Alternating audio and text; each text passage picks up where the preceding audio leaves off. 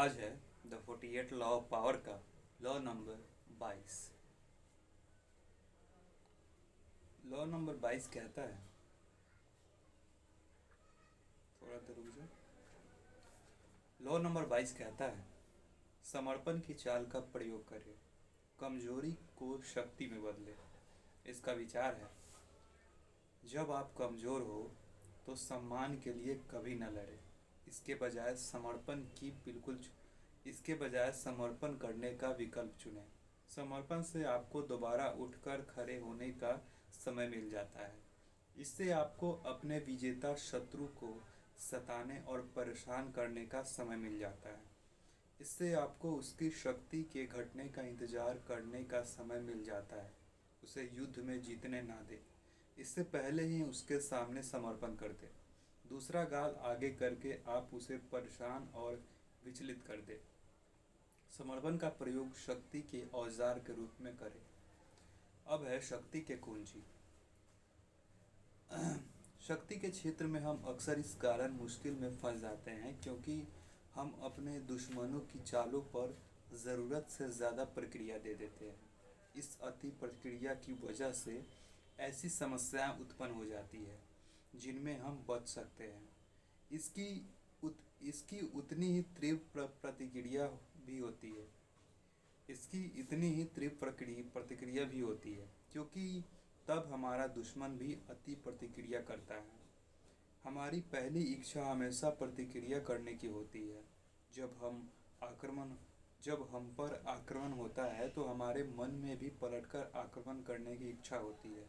लेकिन अगली बार जब कोई आपको धकाए और आप प्रतिक्रिया करने लगे तो इसे आजमा कर देखें।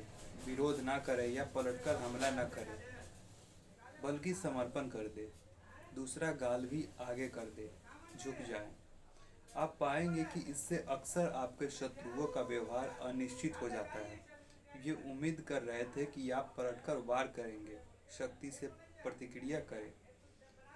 वे उम्मीद कर रहे थे कि आप पलटकर वार करेंगे, शक्ति से प्रतिक्रिया करें, लेकिन आपके विरोध न करने से वे विचलित हो जाएंगे और उनकी आशाओं पर पानी फिर जाएगा। समर्पण करके आप दरअसल स्थिति को नियंत्रित कर रहे हैं क्योंकि आपका समर्पण एक बड़ी योजना का हिस्सा है। आप उन्हें यह विश्वास दिलाना चाहते हैं कि उन्हें आपको हरा दिया आप उन्हें यह विश्वास दिलाना चाहते हैं कि उन्होंने आपको हरा दिया। समर्पण की तरकीब का सार यह है, अंदर से आप दृढ़ रहते हैं, लेकिन बाहर से आप झुक जाते हैं। गुस्सा होने के कारण नहीं मिलने के कारण गुस्सा होने का कारण नहीं मिलने के कारण आपके विरोधी अक्सर बौखला जाते हैं और इस बात की संभावना नहीं है कि वे इसके बाद आप पर और आक्रमण करेंगे। इस तरह से आपको इतना समय और जगह मिल जाती है जिससे आप उन्हें नीचे गिराने की योजना बना सकते हैं। बुद्धिमान व्यक्ति जब क्रूर और आक्रामक व्यक्ति के खिलाफ लड़ता है तो समर्पण की तकनीक ही सर्वश्रेष्ठ हथियार होती है। कई मामलों में लड़ने के बजाय समर्पण करना बेहतर होता है। अधिक शक्तिशाली विरोधी के सामने जब आपकी हार तय हो तो अक्सर भागने के बजाय समर्पण करना ज़्यादा अच्छा होता है। भागने से आप कुछ समय के लिए तो बच सकते हैं, लेकिन आपका विरोधी अंततः आपको पकड़ ही लेगा। इसके बजाय अगर आप समर्पण कर देते हैं तो आपको अपने दुश्मनों के आस-पास रहने का मौका मिलेगा और आप मौका मिलते ही उस पर अपने जहरीले दांत गड़ा सकते हैं। 473 ईस्वी पूर्व में प्राचीन चीन में फुजियों के युद्ध में वू के शासक ने यू के राजा गुजियन को बुरी तरह हरा दिया। गुजियन भागना चाहता था, लेकिन उसके सलाहकार ने उसे यह सलाह दी कि समर्पण कर दे और वू के शासक की सेवा करे, ताकि वह सोच विचार करके बदला लेने की योजना बना सके। उसकी सलाह पर अमल करते हुए गुजियन ने वू के शासक को अपनी सारी संपत्ति दे दी और राजा के अस्तबल में सेवक का काम करने लगा।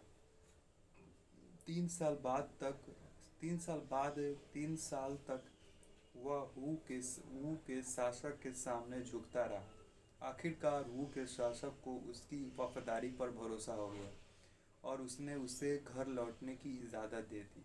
बहरहाल गुजियन ने इन 3 सालों में बहुत सी जानकारियाँ इकट्ठा कर ली थी और बदले की योजना बना ली थी।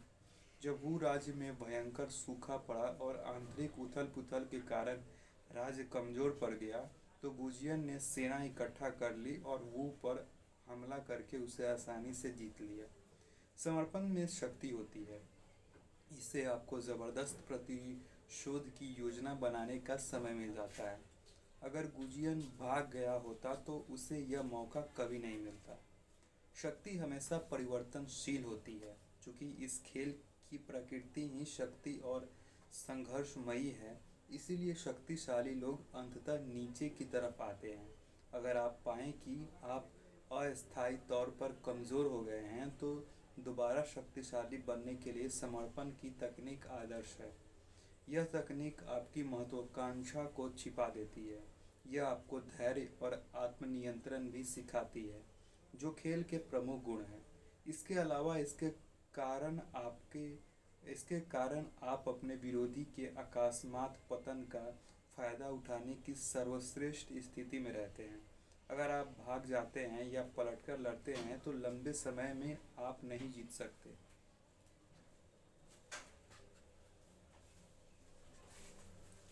अगर आप समर्पण कर देते हैं, तो लगभग हमेशा जीत आपकी ही होती है। अब है तस्वीर। बालूत बालूत का पेड़। बालूत का जो पेड़ तेज़ हवा से लड़ता है, उसकी शाखाएं एक एक करके टूट जाती है। जब इसकी रक्षा के लिए कुछ नहीं बचता, तो इसका तना भी टूट जाता है।